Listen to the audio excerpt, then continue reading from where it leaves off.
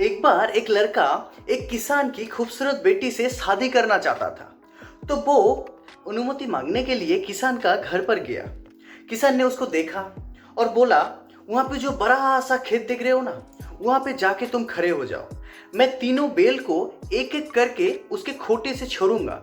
अगर तुमने तीनों में से किसी एक बेल का भी पूंछ पकड़ ली तो मैं मेरे बेटी की शादी तुमसे करा दूंगा। तो लड़के ने बोला, जैसा आप चाहे। लड़के ने वो खेत में जाके खड़ा हो गया और इंतजार करने लगा वो बेल के आने का। किसान ने एक बेल को उसके खोटे से छोड़ा और भागता हुआ वो बेल भागता हुआ उस खेत की तरफ बढ़ने लगा। वो लड़का ने देखा एक बड़ा सा बेल उसके तरफ आ रहा था और मनी मन वो लड़का सोचा, अगर इस बेल को मैं पकड़ लूं, अगर इस बेल का पूंछ को मैं पकड़ने जाऊं तो ये मुझे घसीटते हुए आके लेके जाएगा, इसको मैं जाने देता हूं। और वेट करने लगा दूसरा बेल का आने का। किसान ने दूसरा बेल को भी उसके खोटे से छोड़ा और दूसरा बेल भी भागता हुआ खेत की तरफ बढ़ने लगा। और लड़का ने देखा एक छोटा सा बेल उसकी तरफ आ रहा था, तेज भागता हुआ, लेकिन उसका सींग बहुत बड़ा था। तो लड़का ने मन ही मन सोचा, अगर इस बेल को मैं पकड़ने जाऊं, इस बेल का पूंछ को मैं पकड़ने जाऊं तो ये मुझे उठा के पटक देगा, इसको भी जाने देता हूं। और लड़का ने वो दोनों बेल को ही जाने दिया और वेट करने लगा तीसरा बेल को आने में। वो किसान ने तीसरा बेल को भी उसके खोटे से छोड़ा और लड़के ने देखा वो जो तीसरा बेल आ रहा था थोड़ा सा कमजोर था और थोड़ा लंगड़ाते हुए भी आ रहा था। तो मन ही मन सोचा, इस बेल को तो मैं पकड़ ही लूंगा, इस बेल का जो पूंछ है उसको तो मैं पकड़ ही लूंगा और किसान का जो बेटी है उससे शादी कर लूंगा। मन ही मन बहुत खुश हो रहा था। जब भी वो बेल और लड़का के पास से गुजर रहा था तभी लड़का ने उसके ऊपर कूद पड़ा और जब भी पूंछ पकड़ने गया तब देखा उस बेचारा कमजोर सा बेल का पूंछ ही नहीं थी।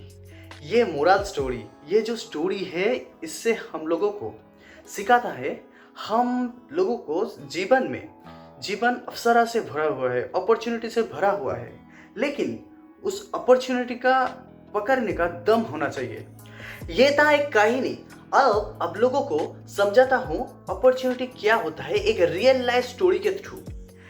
देखिए, जब हमारा देश में इंग्लिश शासन चल रहा था तब हर एक लीडर लड़ रहे थे अपने अपने स्ट्रेटेजी के दम पर, अपने अपने देश के अंदर रहकर आज़ादी की लड़ाई लड़ रहे थे।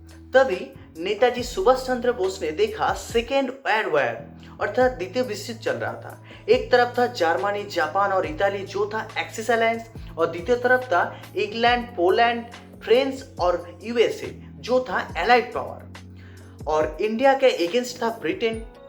बोस ने सोचा, अगर मैंने किसी एक एक्सिस पावर का सपोर्ट ले लूं तो ये एक बड़ा आज़ादी क्रिएट कर सकता है जो हमारा बहुत बड़ा सपोर्ट बन सकता है। आप मजे की बात समझे, तेज वो नहीं होता है जो मौके का इंतजार करता है, बल्कि तेज वो होता है जो मौके पे वार करता है। इन्होंने सोचा, दुश्मन का दुश्मन मेरा दोस्त है। और जापान उस टाइम बोले थे, इंडिया की आज़ादी की लड़ाई में जापान उसके साथ है।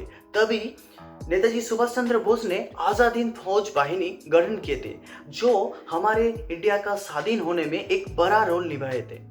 नया चैलेंजेस हर टाइम एक नया मौका लाते हैं।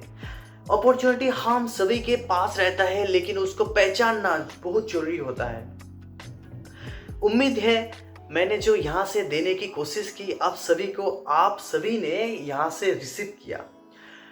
आपका बहुमूल्य समय देकर मेरे साथ रहने के लिए आप सभी का मेरे दिल के गहराई से बहुत बहुत धन्यवाद।